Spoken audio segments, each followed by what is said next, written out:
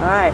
We are here with David Wharton, Olympic medalist and two-time Olympian world record holder in the 200 IM and 400 IM. How are you doing, Dave? Great, Trina. How you doing? Good. It's so great to see you here. Thanks. We're old friends from all those training days. You're my training partner. And now we're here in 2012 in Omaha at the Olympic Trials.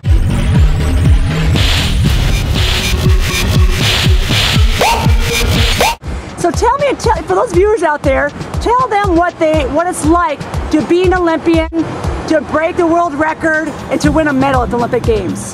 It's an amazing experience because you get to really appreciate the time and effort that you put into something, and so many times that you swim those laps back and forth, and all the hard work that you're putting into it, know that it comes back and the reward is there, no matter what the outcome. And fortunately, I was very blessed with a very successful career and had a wonderful experience, but the friendships that I made throughout the whole process with training partners like yourself and even the competitors that I competed against all over the world, I still keep in touch with them, and it's just an amazing experience to be a part of a whole Olympic movement. Awesome. And I know you have done some inspiring things now to this day. You're a family man with kids and doing a lot of good stuff. Now, what can you share with people who are making the team or trying to make the team here in Omaha?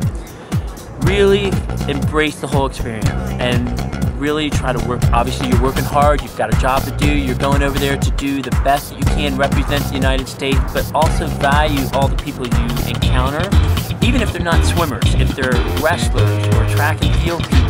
Embrace the whole experience of the Olympic movement, because some of these friendships you could have throughout your whole life. And even though that they're athletes maybe not in your sport, we still all have one goal, and that is to represent the United States with the highest regard. So really embrace that whole time together in the Olympic movement. Great. And tell me one thing that, your favorite Olympic memory. Something about the Olympic Village or behind the scenes or something that you remember. My first night in the Olympic Village one time, we were jet lagged. So we were up in the middle of the night, a couple of us, and we decided to go to the cafeteria, which was open 24 hours a day. There was nobody there except two Hungarian wrestlers that were sitting at a table. So we decided to get some ice cream, and we sat directly across from them. Two swimmers, didn't speak a lick of their language, they didn't speak any English, but yet we sat there for a half hour trying to have a conversation.